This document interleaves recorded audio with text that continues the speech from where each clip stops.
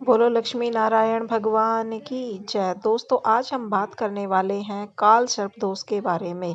बच्चों की कुंडली में काल सर्प दोष कैसे आता है और किस कारण से आता है, आज मैं आप सबको वो बिल्कुल डिटेल में बताने वाली हूँ।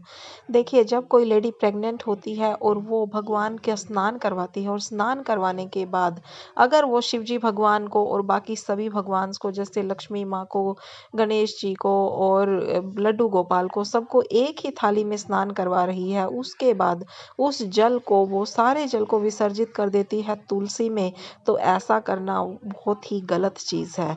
देखिए, चाहे बाकी सारे भगवान को एक ही थाली में स्नान करवा लीजिए, लेकिन भगवान शिव जी को अलग से स्नान करवाइए और उस जल को कभी भी तुलसी में विसर्जित नहीं करना चाहिए। अगर वो जल तुलसी में विसर्जित हो गया, उसी वजह से बच्चे की कुंडली में काल सर्प दोष आता है और उसके बाद न जाने कितनी कठिनाइयाँ उस बच्चे को और उसके बच्चे के माँ बाप को झेलनी पड़ती हैं।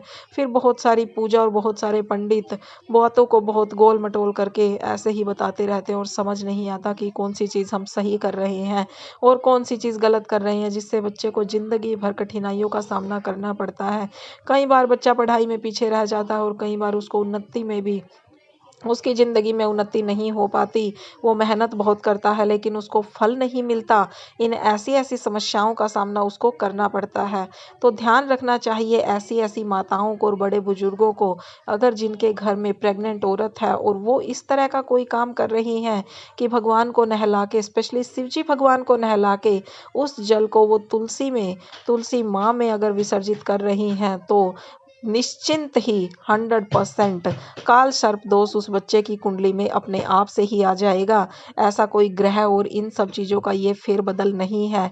ये है सिर्फ क्रिया। जी हाँ, क्रियाएँ यही होती हैं कि हम भगवान की पूजा करते हुए कौन-कौन सी क्रियाएँ कर रहे हैं। जैसे तिलक लगाना, भगवान को प्रसाद चढ़ाना, भगवान को नहलाना, ये सब क्रियाओं में आती हैं, ये सब भक्ति में नहीं आता है। ऐसी-ऐसी क्रियाएँ करने से बहुत सारी मुसीबतों का सामना करना पड़ सकता है। तो ऐसी ही जानकारी देने के लिए मैं आप लोगों के सामने हाजिर होती रहूँगी। तो बोलो लक्ष्मी नारायण भगवान की जय। और अपने बच्चों की कुंडली को में काल सर्प दोष न आए, इसके लिए आप लोग इस जानकारी को बिल्कुल याद रखें।